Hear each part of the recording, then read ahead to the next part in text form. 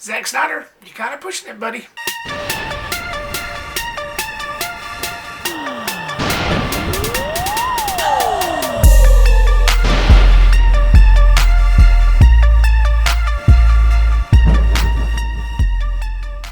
What's going on, guys, and welcome to my review of Rebel Moon, something that I was really not planning on reviewing at all, but I figured why not. Now, in this video, I'm going to do something a little different, something that's a little bit out of my comfort zone, something I hadn't really done in a long time, something I try to avoid, but I think in this case, an exception can be made. Now, since there are two of these films, two very long continuation of these films, so much so that you can literally cut these two together and make it one long film, one long story. I'll be reviewing both of these films as one. So I'll be looking at these as one long major storyline in the course of two films, but as one. The reason why I opted to review these as one film is because both films feel about the same. So I feel like if I do one review for each, I'd be saying basically the same thing because it's basically the same movie. It's a definite continuation.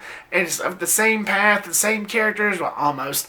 And it's just something that I feel like I'd be repeating myself. So I figured if I just do it this way and just film the whole entire 1 and 2, parts 1 and 2 as one, I think that'd be best, just this once. And these will be on the director's cuts while comparing to the theatrical cuts. Like I said, these are something that I wasn't quite planning on reviewing at all, but since the director's cut has just got released on Netflix this past week, I figured, why the hell not? Thank you so much, guys, as always, for clicking here. I really do appreciate it. Set in a fictional galaxy that's ruled by an evil force called the imperialistic Motherworld, a woman named Kora ventures on a quest to recruit warriors who will stand and fight after her colony is threatened by Imperium militants.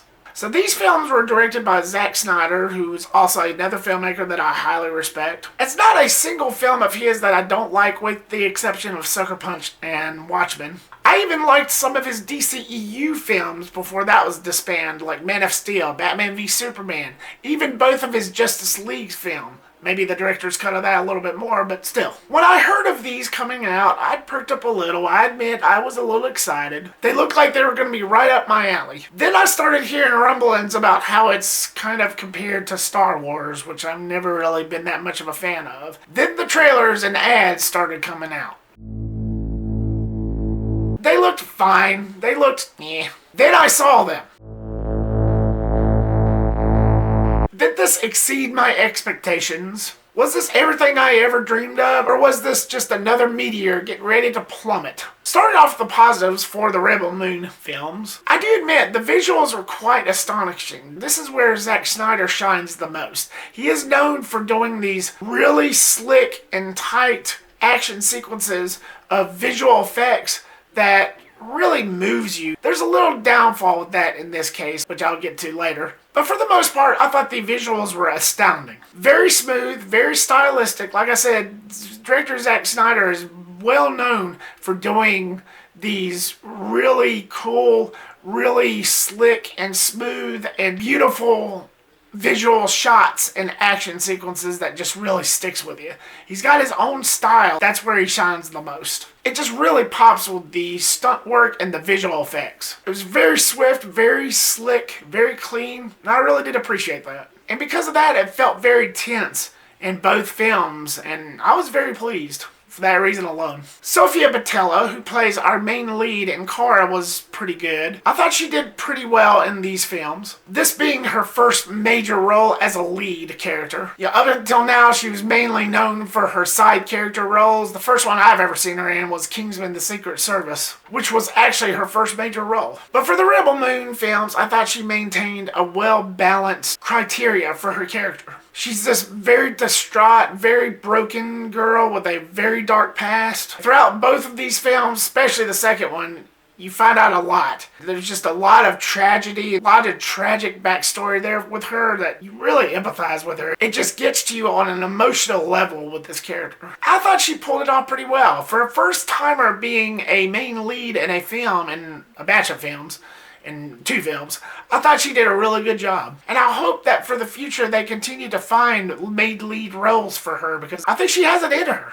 You know, like I said, up until now she was just playing these side characters.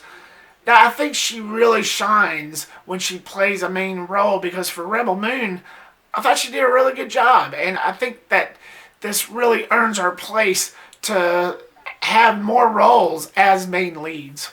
And I really do hope that I see more of her in the future in roles like this.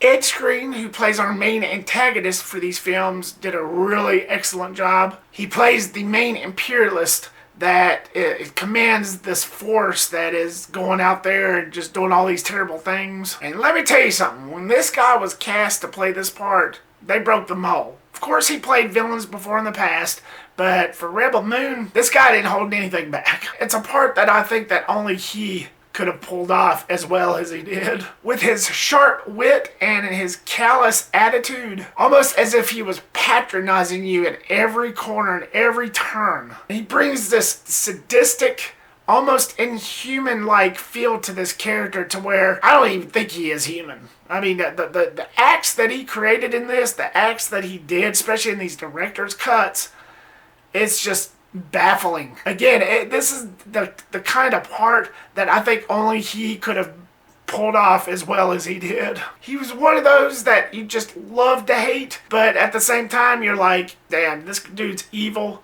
but he does it so freaking well.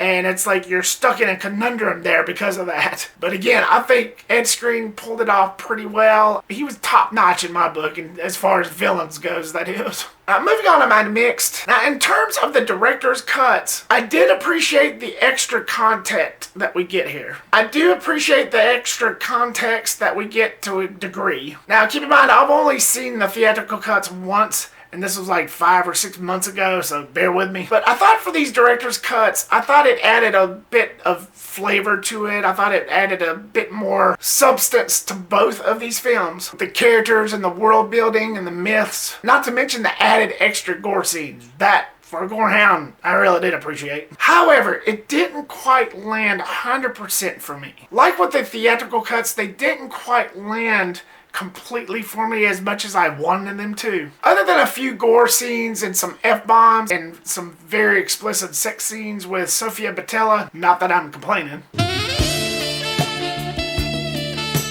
There's really nothing here to sweeten the pot. There's really nothing here to remember. There's nothing here solid. Some of the added extra scenes and content was cool, but it wasn't nothing to just blow your mind. It wasn't enough to knock your socks off, per se. And it just wasn't enough to merit any positivity here. For example, there's this one character, this mechanical knight named Jimmy, who I deeply appreciated the voice who did this, and Anthony Hopkins. He had certain moments to shine, certain verities of these films, but he had no real merit. He was only ever useful in the beginning of the first act of the first film and the last act of the second film. In between, I felt nothing for this character.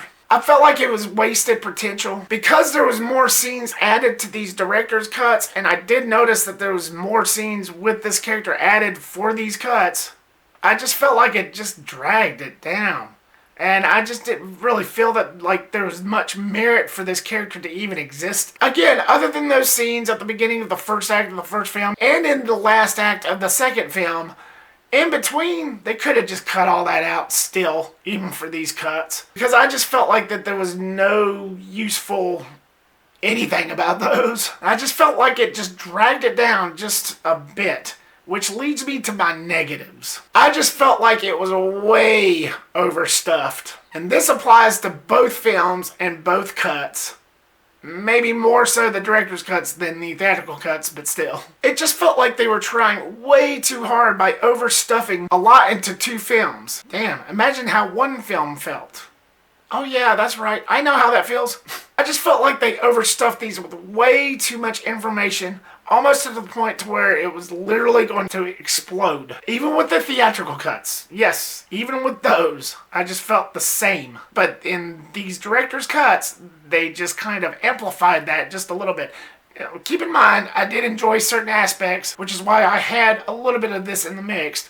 I did enjoy some of the added extra content and the lore and the myths, but it just didn't seem like it knew when to shut up. Kind of like how I'm doing now. Way overstuffed, way too full, way too much to the point of them feeling overblown, which is why the pacing for me was a bit draggy, a bit sluggish. This isn't really saying much, but I probably prefer the theatrical cuts over these because of this reason alone.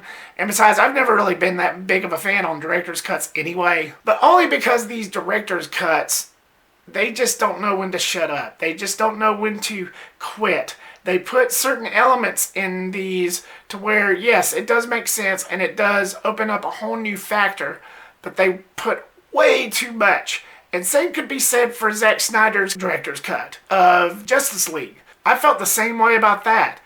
There was certain elements in that worked even better than the theatrical cut, but there was other elements that they could have cut way down and dubbed it way much down. Way further down. And again, as much as I praise some of the added extra content for these Rebel Moon films, I just felt like that there were plenty of moments to where they just didn't know when to quit. They just didn't know when to stop. Again, going back to that overblownness and overstuffiness. It's like the Energizer Bunny. They just kept on going and going and going and going and going. Enough already. Just get on with it and move on.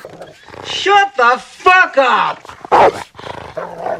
I just didn't feel like it was balanced, is all. Not to mention the action scenes, which some elements in those I did enjoy, but for the most part, they went with these very long and slow motion shots to where it didn't really feel like it was necessary in a lot of them. I just felt like they were pushing the boundaries, even for those. There were plenty of action sequences to where I felt the slow motion capture was a bit too much. Some of which didn't need to be needed. Something else that I felt like they kind of overstuffed itself a little bit too much. I felt like they pushed it a little bit too far to the point to where it was getting a little bit frustrating. Maybe just a bit boring. God, that's something I thought I'd never say about an action sequence. If they just toned that down just a little bit, it wouldn't even been mentioned. But all in all, guys, these films still had some moments. It wasn't a complete loss. I got some enjoyment out of them. If you're looking for pure master art, look somewhere else. But if you're just wanting to chill for about 4.5 to 6 hours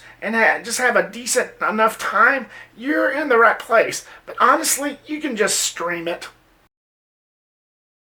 Well, that's it for this one, guys. So, the Rebel Moons, parts 1 and 2. What was your thoughts on this? Have you seen these yet? Are you a fan? Are you somebody who enjoyed these just a little bit more than I did? If so, which ones were your favorite cuts? The director's cuts or the theatrical cuts? Are you a Zack Snyder fan at all? Or like me, are you somebody that just thought that these were just okay? Maybe these weren't for you at all. Maybe these weren't in your ballpark at all. Leave me your comment down below and give me your thoughts. Thank you so much, guys, for watching these. I really do appreciate it. Like, subscribe, comment, and share. Make sure to click that bell icon, set it to all so you don't miss a thing. And I will see you on the next one. Peace.